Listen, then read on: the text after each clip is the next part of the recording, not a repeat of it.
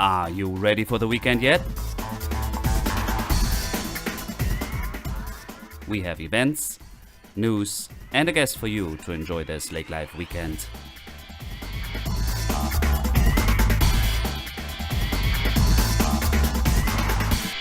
Hello and welcome to this week's episode of Lake Life Weekend Podcast. I'm Dirk, I'm your host, and this week we have an interview with Nathan Olson from the Minnesota DNR Fishery Department speaking about a fall update on the fishery in the area and what has happened this summer. Stay tuned for that, and before we dive into the events and the interview, here's some news. Two sad news. We have our pheasant numbers down 26% in Minnesota. According to the Minnesota DNR, based on an August roadside count, pheasants population in Minnesota is down 26% from last year, 32% below 10-year average, and 62% below the long-term average. And they say it's according to a loss in CRP land, which causes a decline in population due to the decline in undisturbed nesting cover. And Minnesota has lost approximately 686,800 acres of CRP land since 2007. That's significant. Maybe some people want to enroll their land in CRP so we can get our pheasant numbers up again. That would be great.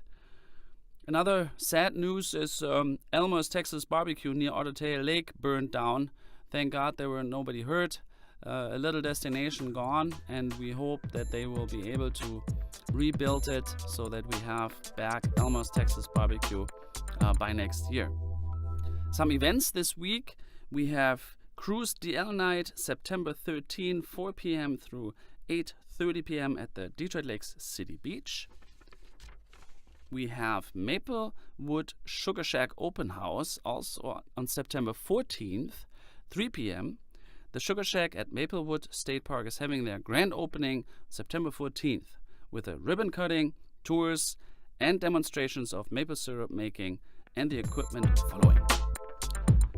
Third annual Lakes Trail Run, September 16th, 8 a.m. through 10 a.m. at the Detroit Mountain Recreation Area. The Lake Trail Run is at the Detroit Mountain Recreation Area and is a 5K or 10K race. 8 a.m. walk-up registrations, 9 a.m. race starts. Leather and Leaves Motorcycle Ride, September 16th, 10 a.m. through 6 p.m. Annual Leather and Leaves Motorcycle Ride around the lakes will take you to 3 different locations and ends back at the DLCCC. It's the Detroit Lakes Community Center. Registration is at 10 a.m. with the ride starting at noon. There will be door prizes given away at the end. Must be present to win. Register online at www.dlccc.org. More information and a link on our website as well. Wildflower Golf Course Club Champion on September 16th, 3 p.m. through September 17th, 10 a.m. Wildflower Course members compete to become the 2017 Club Champion. Well, good luck. Live music at Richwood Winery, Zorbis, and Disgruntled Brewery, wildlife, movies, and more events online at lakelifeweekend.com. And I don't want to keep you away from our interview with Nathan Olson. Thank you again for tuning in. Feel free to email us at hello@lakelifeweekend.com with any ideas or critique. We look forward to having you next week. Have a great weekend. Hello, I'm sitting here with Nathan Olson from the DNR, and he was with us this spring talking about fishing and summer programs. And welcome back, Nathan. Yeah, thanks for having me, Dirk. I thought I would try to get back here and we talk a little bit about what we've been up to this past 3 months or so this past summer.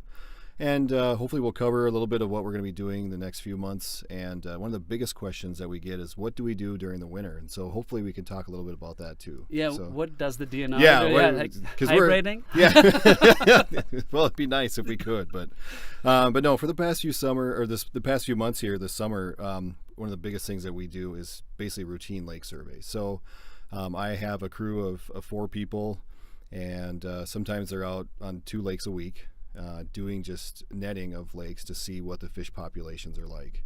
And so this summer we got to 20 of those lake surveys. So we hit we had 20 different lakes this summer, just getting out there and doing just routine lake surveys. And refresh our memory, you are covering Becker County? Yeah, we have Becker, Mahnomen, Polk, Red Lake, Clay, and Norman counties. And there was a couple lakes in each county? Yeah, most of our lakes are in Becker and Mahnomen, but we Okay. did have a few up in Polk County too as well, so near Grand Forks. And and the summer season, like you average 20 lake surveys? Yeah, last summer it was about 16, so it just really depends on what summer and how the schedule plays out. So you have been really busy. We have been really busy, and again, these lake surveys are basically, we're just trying to get an idea of what are the fish populations doing in these lakes. Do we need to make any adjustments to regulations or our stocking efforts in those lakes? Oh, and your data is fed to the DNR headquarters from all over the state, and Yep. then the big programs begin to be created. Yep, and then they use all that information just to do statewide evaluations if they want to. It goes into a large database. It's probably the bread and butter, I guess you could say, of our fisheries program is, even though we are the land of 10,000 lakes, Yeah. we do try to get to as many lakes as we can just to keep up to date on how those fish populations are doing. So what did we find out? Is it interesting? Well, there's all sorts of opportunities for people out there. Depending on what you want to catch, we have it for you. If you want to go for trout, we're up on Bad Medicine this summer doing a survey. That's one of our major trout lakes. If you want to catch muskies, we were on Many Point this spring looking at the abundance of muskies in Many Point Lake. But if you're just a panfish fisherman, we've got some great panfish lakes too. So that's probably the neatest thing about my work area is just the diversity of fisheries that we have available for people. And can you share some findings? We have, if there's lake associations out there. No, they right feel- now. I mean, Oh, like, right now. yeah, like- I didn't bring them with me, Okay. but Are they accessible, the reports already? yes, yeah, we Okay. have the basic outputs of how many fish we caught per net. Otherwise, Lake Finder, which is on our website, is Yeah. probably the go-to spot for most people, just with the most data in it. And those reports will be up in there hopefully before the next fishing opener. But if they want preliminary reports, they can come talk to us. We were up on White Earth, so if people are looking for walleyes, we had a very large walleye count on White Earth Lake. We also had a high number of walleyes on Vanosse Lake, which is a very small water body in a wildlife management area. But those fish still have a little bit to grow yet. They're only about 12 inches long. So usually people are looking at about a 14-inch fish if they're going to start keeping any. So hopefully in a year or two, those fish will be available for anglers to start taking them home. Which lake was that? That's Little Vanosse. That's up in Polk County. Oh, okay. Yeah, so it's about an hour and a half north of here, so it's a little bit of a trek if people are going to go. But it happened to winter kill a few years ago. We put in some walleye fry. They took off, and we had a large amount of walleyes in our survey for that lake. Any other peak or something that you remember? You're putting me on the spot here, Dirk. Sorry. I'm like that. I don't know, if you talk to our staff, they see so many lakes that it just kind of runs together. Well, one thing I read I think yesterday or today, that a muskie attacked 3 women. What was that? Well, it's supposedly up on Island Lake. It's up near Yeah. Duluth. By Duluth. Yep. So it's not in our area, but Yeah. Is that true, obviously? Or? It's hard to say for sure whether it was a muskie or not. We weren't there. The first report was even more ambiguous on exactly what happened. This last report, it does seem like there was at least a fish involved. We don't know if it was a muskie or a northern pike. They both look very similar. Sure. But one thing I want people to just think about is Lake Detroit. Look how many people we have on the city beach on a normal weekend, and we have a very robust population of muskie in Lake Detroit, and we haven't seen any of these major attacks there. And so if they do happen, it's really few and far between, and it's not the norm. Yeah. So. And they claimed that there was an anklet involved, something Yeah, shiny it sounded like and- there was a lot of factors going against the girl that was there. There was fish on a stringer. There was, a bracelet on her ankle, and so there's just a number of things that could have played into why the fish was in the area. Yeah. But I will say, fish do bite, and we've had and probably the worst bites I've ever had are just from bluegills. That Really? are very common. So I hope people don't freak out or get decide they're not going to be out recreating just because a muskie might be in the water. Yeah. Okay. Yeah, I agree. So we netted 20 lakes, and we surveyed. How much staff was out there? Well, I have 4 full-time staff that are in the field working, and then we did hire 3 interns this summer to help get a lot of that work done. So when we're at the peak of our staffing, we're almost at 7 people out there. Sometimes we have 3 people in a boat doing the work. A lot of times it's just 2 people out there running the nets for us. So basically, it takes about a week per lake. So it's if people have seen us out there, they know it's us because we've got a big table in a boat and a very specific looking boat, and it's not just your normal fishing boat out there. So we're pretty obvious to people if we're out on the lakes. What else happened this summer? Well, we also did some special sampling. One thing that is going on is some zooplankton sampling on Detroit Lake and Big Cormorant. Both lakes have zebra mussels now, and so we're monitoring the zooplankton population. What is zooplankton? Zooplankton are like the tiny microscopic animals in a lake, and so they're the primary, like the base of the food chain for a lot of small fish. Oh. And so if we're seeing issues with our walleyes or other game fish, and we're seeing a complete decline in our zooplankton abundance, then we might be able to make the connection that zebra mussels might have some role to play in altering fish communities. So it's going to take us a long time to monitor that. We just started last year, so this is our 2nd year of taking the samples. And basically we're just looking at how abundant are the zooplankton in the lake as zebra mussels continue to increase in abundance in those water bodies. And then do the species change. Are only certain species of zooplankton being affected by zebra mussels? So there's a couple things we're looking at, and again, it'll be a few years before we can actually start to see any changes, if any. So that's just one of those proactive things we're trying to do, just to see what goes on once an invasive species gets in a lake. Sure. So 2 big projects already. Oh yeah, and then we do another thing called IBI surveys. It's called Index of Biotic Integrity. And the easiest way I can explain that is every lake should have what we feel a base species, a number of species. So if we go to a lake and we do a survey and we're not finding those fish species there, a variety of species, then we start to wonder, what is going on? Is there some issue with the lake that should be addressed? And so we do these surveys and compare it to other lakes and see whether it's meeting a threshold or if it's not meeting a threshold. And if it's not meeting a threshold level for their score, then that's when we can start looking deeper to see if there's some impairment or some problem within the watershed or within the lake itself that's causing the fish species not to be there. So it's a higher level type survey. It's way easier for people to grasp the regular fish survey because it's all about how many fish did you catch per net and how many bluegills are there or walleyes. But when you start getting down to like some of the smaller minnow species and things that people don't see every day, it's a little bit harder to explain that to them. But it is all tied to clean water and trying to make sure that our water bodies maintain as diverse and as clean as they can. And so with the end point being, if you're not seeing those fish, there's money available to try to restock, or just establish them, or just fix the problems that might be going on in the water body. So that's the interns that we hire. That's a lot of their work is going out and helping with those IBI surveys too.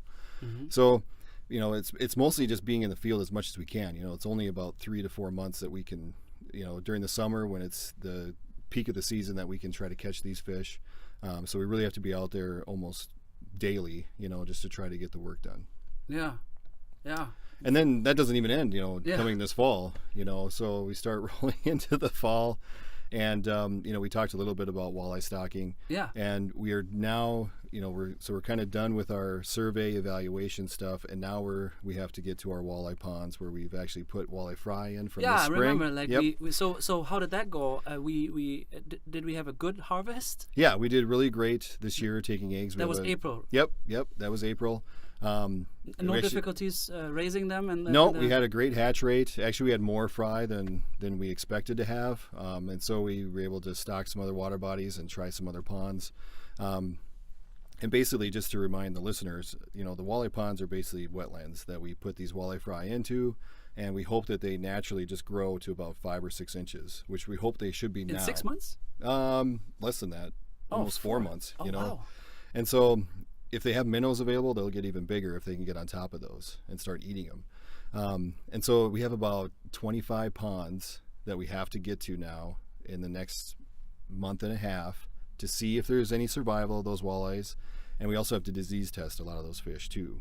Oh. And so now we've kind of switched You gears. hatch them? Net them? Or how do Yep, you get we them net out? them out, and then we have to send a certain number to our pathology lab down in St. Paul. And we're looking for a disease called viral hemorrhagic septicemia, VHS. You know, Okay. not the cassette that people are thinking about, Remember, but it's just a disease that's been found in Wisconsin and in Lake Superior, and it's something that we just keep Bacteria? monitoring. What is it? It's a virus. Oh, a really. virus. Yep. So In the blood system? yeah, and it can be passed on from one fish to the next and stuff. So Oh. there's a wide range of species that can be affected. So we're really hoping not to see this. We've been testing for many years, and we've only had some hits in Lake Superior, you know, which is part of the Great Lakes system. We haven't seen anything in any inland lakes yet. So, Okay, good. but we keep testing anyway, just to make sure. So we have to get those walleyes tested, and we try to get the results back so that before we start moving the fish. I was So- going to say they freeze those ponds and they would be dead. If Well, we yeah, remove them. we would love if they froze every year so we could start fresh, clean slate. Because any fish species that are in the pond usually interact with the walleye. So even minnows, you know, imagine you put this tiny walleye fry, which is about the size of a mosquito, into a pond, and it's full of minnows. It's hard for those fry to live because there's all those little minnow mouths that are looking to eat them. You know, so Oh, really? so Sure. the cleaner the pond is, the better for us. And Okay. unfortunately, we're just not getting the winters like we've had in the past. You know, so we're not getting the winter kill that we've seen, and so sometimes we've been struggling to get the fish that we need. And we're looking to get about 10,000 pounds of fingerlings in the next month and a half. Whoa, to 5 ton. Yeah, you know, to stock over 20 lakes that we have to try to get to stock for walleye fingerlings. And all that is based off of lake management plans that we write and past stocking efforts. You know, we always try to put walleye fry in first to see if they do well, because they're really easy. You know, you hatch the fish, or you hatch the eggs, and the walleye fry are there. They're a much cheaper option for stocking than the the frying than the walleye fingerling. Sure. You know. Because of a lot more work Yep. involved. yeah. Yep. So Netting now, testing, netting. Yep, testing, and then we wait for the water temps to cool, you know, Oh. at least to get into the lower 60s or so before we really start moving a lot of fish, you know, because the higher water temp, the harder it is on the fish to transport them from the pond to the lake. And so October is really the peak month for really stocking walleye fingerlings and moving fish around to those different lakes. So my staff will be busy with that here all the way up until ice up, really. Okay. And then besides that, we have some other evaluation stuff. We do go out onto a few lakes and do what we call walleye electrofishing. And that is just like it sounds. It's a boat that you apply electrical current to the water. It shocks the fish, and then we can net them and measure them and count them and stuff. But they're And not dead. They're not dead. They're Nope. just They're shocked. just stunned. Yep. Stunned, yeah. And so what we're looking for is we want to know, did on some of the lakes, did the fry that we put in that lake, did they survive? Because they should also be about 4 to 5 inches now in these lakes. Or if it's a lake that we don't stock, you know, like Island in Becker County, White Earth, and Big Cormorant are all naturally reproducing Yes, walleye I remember. populations. And so we go back in to see how they did. Did they have a good year class of walleyes? And all that just factors into tracking the walleye population and make sure that it's healthy. Yeah. You know, so we have about 5 or 6 lakes that we do that. It's all nighttime work, and so we got to try to fit it in when the weather's nice and when we have time and all that stuff. So, you know, even though we're out of the summer months, we're still very busy into the fall. Yeah, it sounds like it. Yeah, it would. Yeah, of course you're busy. Yeah, and so there's you know, people will probably still see plenty of our trucks driving around and doing fish work. And it all helps. All the data goes into just managing the lakes and making sure that things are going the way they should. Yeah, and then fall is. You said this is done with freeze up. That's like November. Yeah, so you know, we're always sometimes we're pushing it down to the last minute. You know, watching the weather. We have had some ponds that we've even let freeze over, and then we know it's going to get warmer again, and let the ice come off the pond, and then we get back in and do some more netting and things like that. But most of the time, once we start to see that the ponds start to freeze and stuff, then we start getting our nets out, because that would be the worst, is if our nets get frozen into the lake or the pond or whatever. Sure. And so we don't want that. And most of the time we are wrapping up all the work by then. But you never know. It could be, you know, the Farmer's Almanac, I've heard, is calling for a very rough winter. So who knows? We'll see if it's true or not. But we're always going up against that clock of water temps and cooler weather. And what's your program in the winter? Yeah, so the program in the winter is basically taking a breather. Okay. We do have some staff that then can use some of their vacation time. But it's really all about taking all the information that we gathered and putting it into report form. Basically when they're out doing the netting on those lakes, they gather the data, they come back, they download it into the computer, they make a quick report, and then they don't look at that again until this winter. And so it's going back into that data, aging the fish, because we pull structures off of all the fish that we have just to see how old they are and how fast they're growing, because that factors into how to manage those fish populations. How do you measure the age? So on some of them we use scales. So you just take a scale and it's like rings on a tree. Oh, really? The best way that we've seen is there's a bone in the head. So if the fish is dead and you can kill it, basically, then you can remove the bone out of the head, and that's the best, most accurate method. It's called an otolith. Mm-hmm. And that's probably the best way if you really want to get an accurate measurement of how old the fish is, because a lot of times with scales, as they get older, the rings start to get put on so close together near the end of the scale that it just looks like a big black line. Sure. So you may see 5, but it could be like a 10-year-old fish, and it's just 5 more of those rings right on the edge. Oh, what was the oldest fish you ever found? Well, last year we had a largemouth bass that was 16 years old. Really? Yep.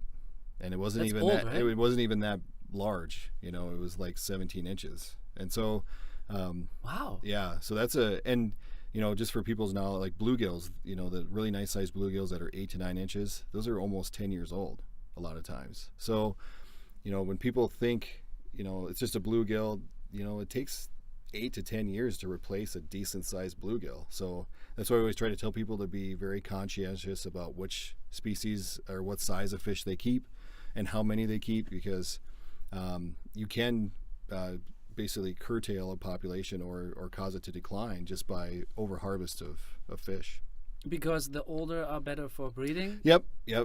For sure, in the case of panfish, bluegills, we definitely want those older individuals. There's been research that has shown as you take out the older individuals, then smaller ones start to mature faster, and then your population starts to become dominated by smaller fish. Other species? Well, for bluegills, for sure. Okay. Yep. Okay. And of course, for like if you're talking about a walleye or something, the bigger fish usually have more eggs, and so trying to protect those bigger fish can also do a lot for a fish population. Yeah, interesting. That's really interesting. Okay, Yeah. Because I had no clue. So we talked about 20 lake surveys that we were at. So that means 20 different reports have to be written this summer or this winter. And all those fish have to be aged for 20 different lakes. And then on top of that, we have lake management plans from lakes last year that we surveyed and have reports for. So now basically we write a report one year. The next year we look at its management plan. Where are we going to go now that we know what the recent survey history has told us?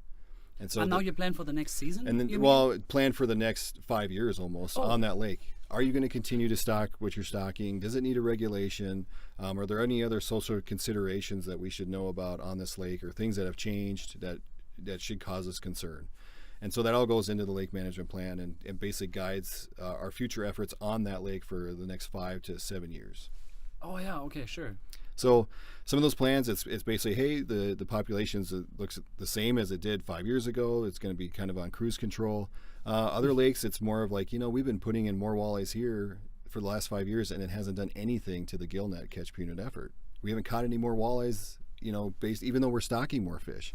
And so what would that mean then? That would mean that we would look at reducing the stocking, because obviously the more fish we put in, it's not giving us any returns, And so just to make sure that we're doing the most with the money that the anglers are giving us, it's we can take that money and put it elsewhere and try some other things. The money the English giving us? Yeah, I mean, our budget really is driven by user fees. Yes. So when people buy a fishing license, it goes into the Game and Fish Fund, and then that's allocated back out to us. There is a match to it from the federal government, but for the most part, we get very little funding just from the general fund. It's pretty much all hunting and license driven, hunting and fishing license dollars that drive our programs. So. If someone, I would hope that anyone that hunts or fishes would agree with us that when we do an evaluation and we're not seeing any return, that we look at putting that money in some other program. Sure. Yeah, a good question. Yeah, of course. So, So that a lot of time that's probably the biggest change that we see with lake management plans is the current fish stocking working that we're doing for most of the time it's just walleyes. We do some trout stocking in some lakes, but walleyes are the biggest thing that we are really monitoring and keeping track of. Question: has there been an increased decline in licensing sales? Did we know fishing licenses? Steady? We are, if you look across the whole United States, there is sort of this trend of decline Really? But in Minnesota it's been holding fairly steady, and I think it's because we've got a lot of opportunities for people to hunt or fish, wherever they want to go, and we want to keep that the same, so we've been bucking the trend. We haven't seen, it's kind of been a flat line, but even though we still see the same amount of licenses being sold, inflation always catches up to that, whatever the license fee is. And so that is one change that's going to come up here in March of 2018, is that licenses will go up. Yeah, you mentioned that. Yep. So for a resident fishing license, it's $3 more, for the whole year. So we're not talking a major increase in fees, but it's going to help us stay in the black, for the next 5 years. Okay. So, and that's really just holding us at basic levels where we're at now. We are down a staff person in Detroit Lakes. We have no plans of filling that position. No ability? No. Yeah. No, I mean, No it's, the money just isn't there. Yeah. And so we are going to go through some strategic planning efforts in the DNR to see about, what are going to be our priorities in the future, Can we continue to do as many surveys or as much stocking as we have been doing based off of the current fiscal responsibilities that we have, So there is going to be some work at the higher level, and I'm not involved in that. That's much above me. But just to see about, are there things that we can do now or start planning on doing now to help us financially in the future?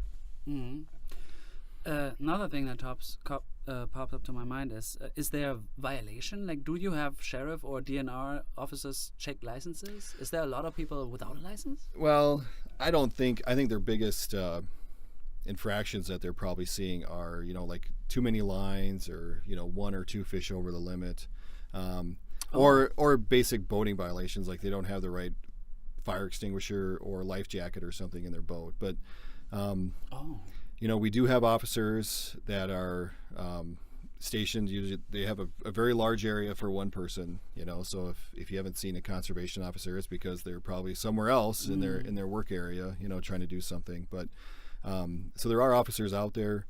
I don't know if there's that many people that don't have a license. There's always a chance that someone tries to skate away with, I'm only going fishing for one day, I'll just take the chance. And that seems to be when the officer pulls up. But hopefully. Yeah. But I think people try to do the right thing, and most of the time it's other issues that are happening out there that the officer has to deal with. Yeah. Okay. No. Well. I believe truly the real fishermen in our area, they respect the responsibility like the DNR has and does. Like all the work you do is for the fishermen. Yeah. Or fisherwomen or whatever, and so I think a license is not an issue.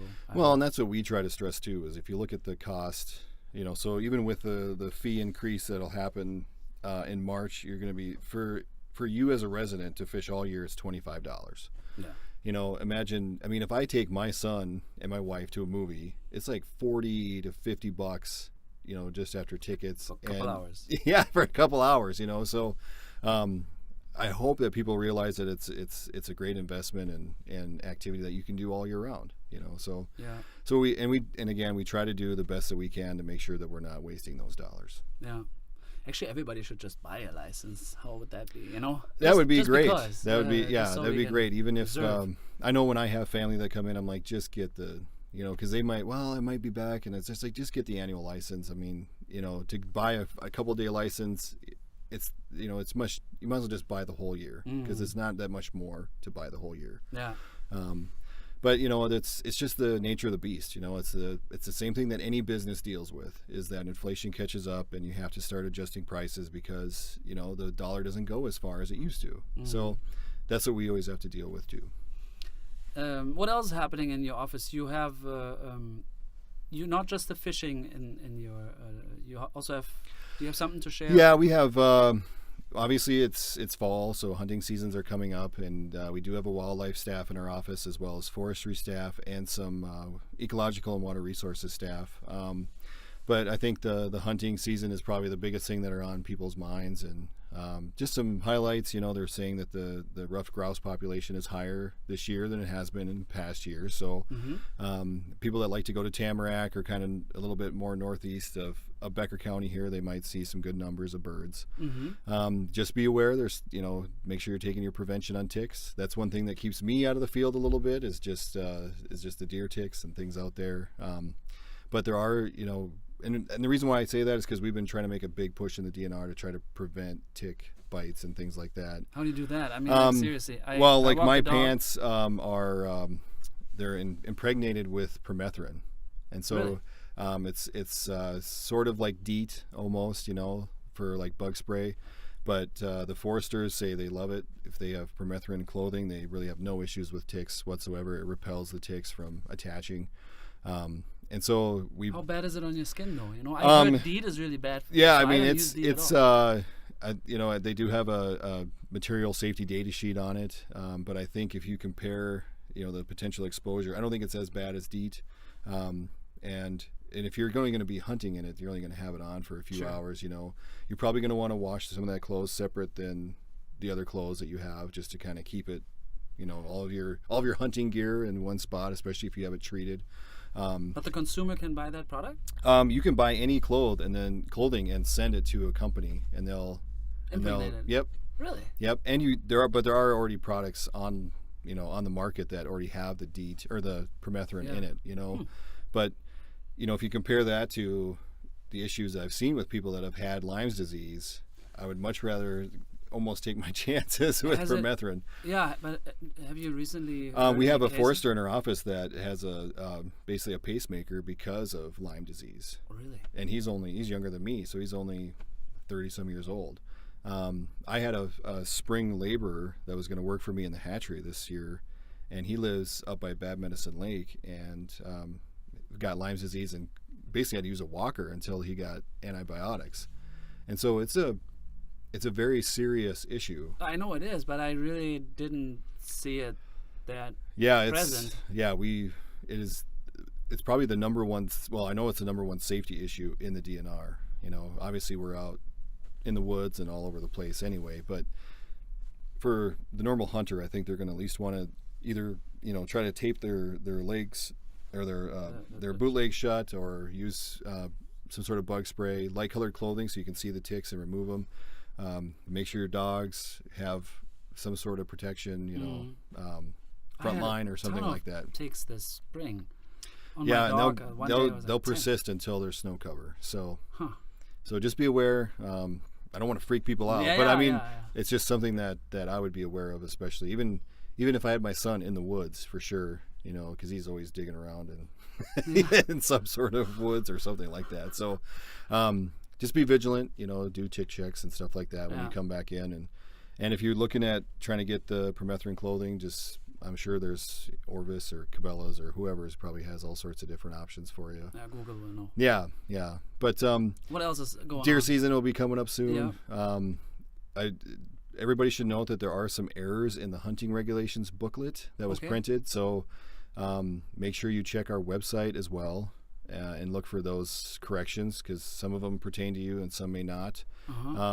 There just seemed to be an overwhelming amount of errors this year. I'm not sure exactly what happened when they printed the booklet, but just double check to make sure that if you know which area or what zone you're going to be hunting in for deer this year, that it is correct and you're on the up. Do you have an example of an error? I don't. Oh, okay. Yeah. There's at least one page of errors that's all printed out. Oof. So people are going to want to just double check and make sure, and we will do a better job in the future to make sure that, because there's always some printer errors. It's a large booklet, and usually it's not that big a deal. But this year it seemed like there was a lot more than normal. So, and then there's waterfowl. I think it's youth waterfowl hunting. This is this weekend. There's a new program, wasn't there something? I can't remember.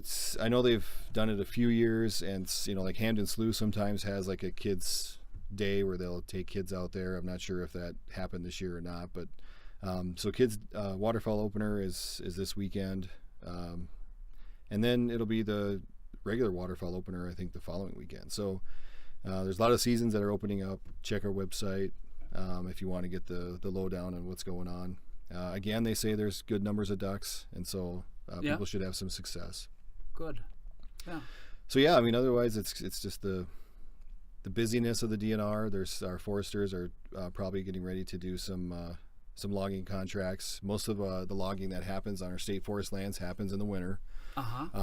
Last winter they had some issues. It wasn't really cold enough a lot of times for the loggers to get in without getting stuck or mucking up the ground, and so there were some contracts they weren't able to get to. So it might be a big season this year if we have the winter that we're supposed to. So they're getting pretty busy. Is just to keep it clean, or the managed, it's or all is it yep income? it's all a little bit of both. A lot of our forest lands some of them are school trust lands, and so we are obligated to basically make money off of those properties to put into the school trust fund, for schools.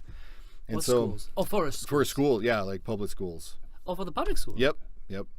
And so they don't just go in and clear cut just because, they're trying to cut at the right time to make sure the forest doesn't it's sustainable. You know. So they have a lot of work that they have to do to make sure that they're picking the right stands that are ready for cutting. Interesting. So the state of Minnesota has part of the public school system funding through our logging. Well, yeah, Public, I mean, there's and a lot of it's Interesting. just our loggers that are looking at those lands and deciding when is a good time to cut those. No, but I mean like the income, like Yep, not that's tax funded. that It's is- actually a resource. It's a Yep. natural resource. Interesting. I think it's actually kind of Yep. brilliant. It makes sense. Yep. So, and I mean, even Becker County has its own tax forfeit lands that they look to do logging efforts on too. So, this winter, hopefully it'll be a good season for loggers and they can start getting out, and because I know last year they really did struggle. But yeah, I think other than that, it's just kind of, usually we take a breather and we can take a step back and try to look. And we have a lot of meetings too that we try to get to that we can't get to during the summer months. One other thing that people would probably want to be aware of in Becker and Otter Tail counties is that the Otter Tail River is going through what we call a RAPS process. RAPS stands for Watershed Restoration and Protection Strategies. And basically it's a large planning process where they evaluate Otter Tail River, the lakes in the system, and also the Pelican River too, and see what condition is the river in. Are there any issues or impairments? And our IBI, remember we talked about Index of Biotic Integrity, it's kind of the same thing, Just for a river, for There's floating. thresholds for water clarity, water quality, that type of stuff, and just to see if the river is meeting those expectations, and also if it's not, then what are the factors that are contributing to those problems.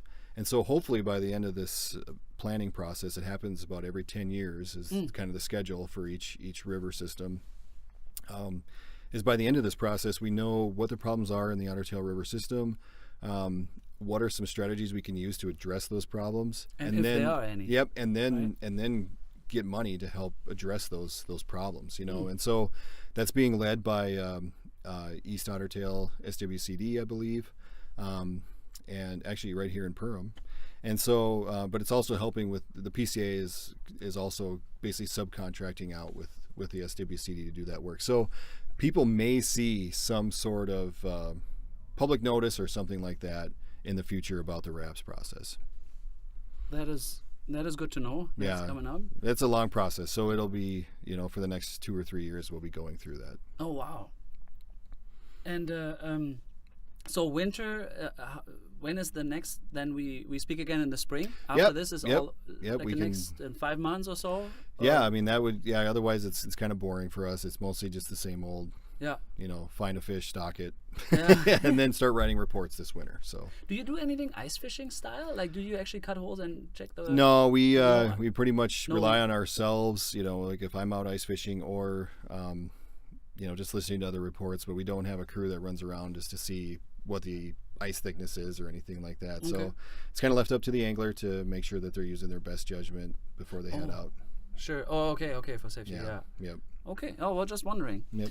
Well, that was a very nice fall update. And people can reach you in Becker County. They can what's the phone number again? 218-846-8290. And you're open year round. Yep. Our standard office hours are 8 to 4:30. So. And you're open to the public, obviously, with any kind of question. Yeah, they can call, email too. Our website's www.dnr.state.mn.us, or just Google us and say Minnesota DNR, and you'll find our website. And then there's a location for Becker County. Yep. There's all sorts of information for whatever you need on the website. So. And the location, you will find the exact. Yep. Yeah. Well, thank you very much for coming again. And I like that we have a dialogue, and then we stay in touch, and then we'll hear you no later than next year. Yep, great. Thank you.